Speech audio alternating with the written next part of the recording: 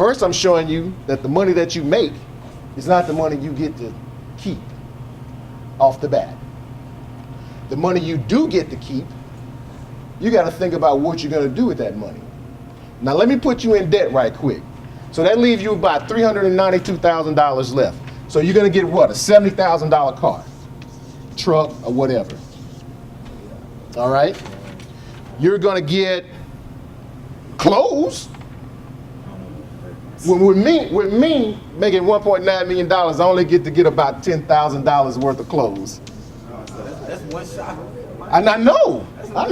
Number 1 draft pick, number 15, I know he's going to get more than $10,000 worth of clothes. All right. Next, you got to get the jewelry. You can't go out, you got to have the bling. I'm only going to get a $25,000 worth of jewelry. That's just a watch. That's a watch, a chain, and some earrings. All right. All right, now you got a party. Now this is your discretionary money. Now first you got to determine, number 1, if you're going to go out and hang out a little while, you maybe spend $1,000 a week. In a year's period, that's $52,000. So that's only if you spend $1,000. That's only if you spend $1,000 a week. Making it rain. No, you can't make $1,000 a week. It won't cause no rain.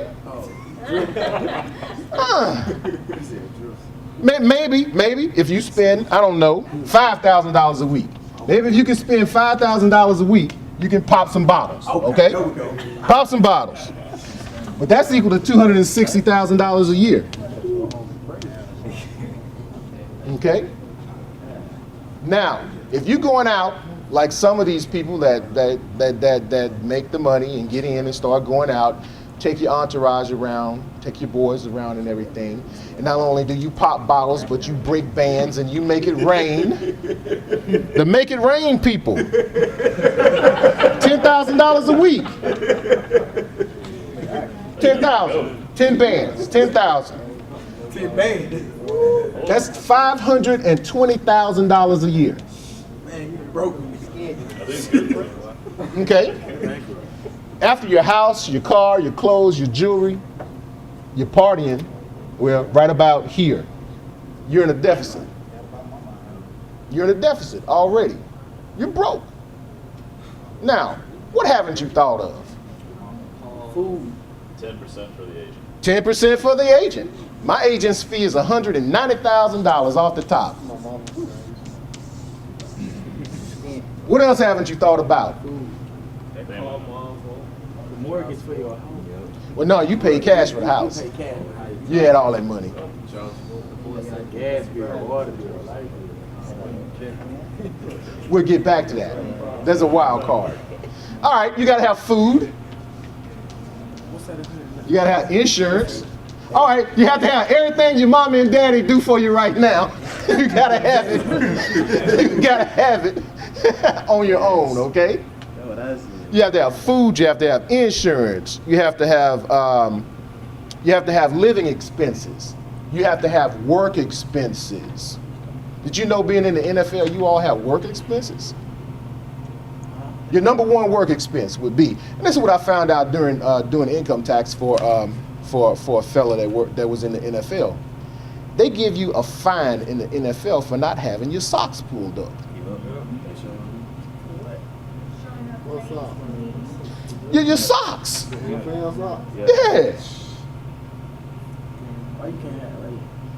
You get a fine for not having your socks pulled up. That's a work expense. You better reach down the first thing you do and pull up your socks before you get off the court. You get fines for not wearing the proper equipment or the right color equipment. You get fines for being late, missing practice, being overweight. Those are working expenses that's going to come off the top of here. Okay? Now, everybody, I want you to take out your yearly figure. Mine is $1.9 million. Get your yearly figure. Multiply that times 0.17. You all remember your numbers. That 0.7 is 17%. That 17%, you have to take off this figure right here, because that's how much child support is in Alabama. One child in your salary range off your gross. And this number is your gross. You get a lot of athletes going into trouble because of not paying their child support payment. A lot of athletes don't pay their child support payment and get in trouble, financial trouble. I'm gonna work with that 892,000. The biggest thing that you have going for right now is your education going into a university. If you go into a university with the mindset that you're gonna get everything out of that university has to offer, then you will get that. No matter what you major in at any university, there are things called electives. Electives are classes that you can take based on your personal interests. My suggestion is one of those electives be a basic accounting class. Your basic accounting class is your number one opening class. I mean, it's an easy class because it's not even an introduction, it's a basic. It'll teach you how you open up your bank statement and recognize what is a debit or what is a credit. It'll teach you how they talk when dealing with your own personal finances. The second elective class that I would take would be an economics class, basic economics. It's an easy class. What that class does is introduce you to how the world works, what causes money to be money and money not to be valued at a certain point in a certain time. It's a basic class. The third class I would take would be your basic financial class.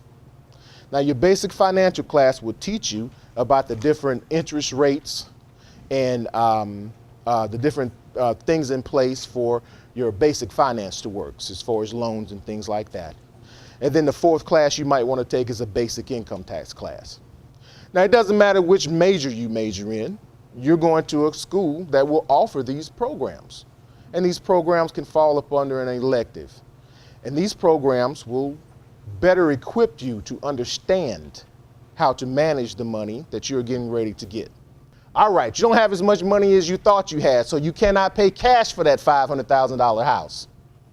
So you're gonna have to go get a mortgage for that $500,000 house. In order to get that mortgage, you're gonna have to prove certain things. Number one, you have income. Well, you in the NFL, you can prove you have income. Number two consists of your credit score. Now, your credit score is going to be based on different factors, including number one, how much credit you have. Number two, how you've been paying that credit. Number three, how much of that credit line do you have used? Okay. When you go to get the mortgage, you'll be given mortgage rates. On a $500,000 house, the mortgage rate is determined by the credit score. Looking for my notes here. But on a $500,000 house, if you get a 4.75% mortgage rate, you're going to be paying $438,966 in interest over a 30-year period. If you get a rate of 8.75, that's 4% higher, you're going to be paying interest of $916,060. That's in addition to the $500,000 cost of the house. But that's what you're going to be paying in interest based on your credit score. Now, the interest rate and the credit score is core to you getting what all these other things you want. You're not going to making that money. You're not going to pay $70,000 for a car out your pocket. You're going to get that car financed. You can get that car financed at the dealership with the dealer with a good credit score for 3%. You can get that car financed at a sub-dealer for 11%. You can get that financed at a buy here, pay here lot for 21%. The difference is getting it financed at the dealer is only going to cost you $5,562 in interest. So you'll be paying $75,000 for that car over a 5-year period once you pay for that car. If you get it financed at 21%, that $70,000 car is going to cost you $109,060. All of the scenarios that I was putting up on the board, that was just to scare you into paying attention to what could happen to you. Now, it's not necessarily saying that you will go this way. There's certain things to prevent you from going this way. But there's certain things that at NFL.com, they found out that causes players to get into trouble. The first thing, spending money. The way you spend money will cause you to get into trouble.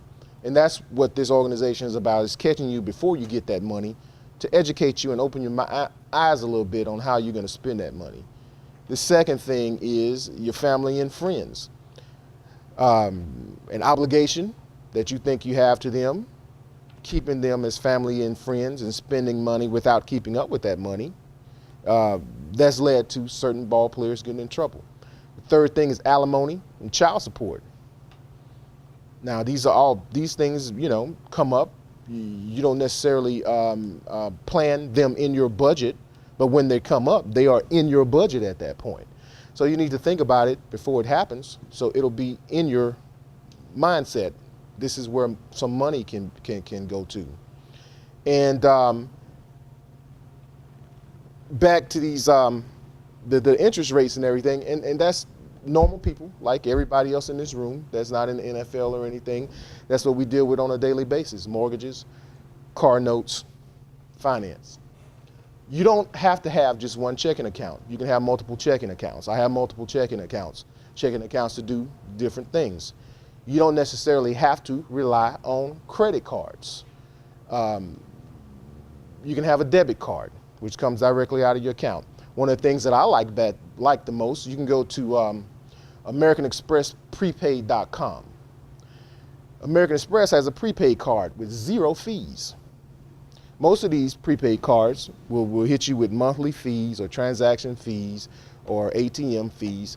You go to AmericanExpress.com. 0 fees. And you can get this card when you're 14 years old. I've got every last one of my kids this card. And that's how I put money, give them money. I will transfer the money onto their card.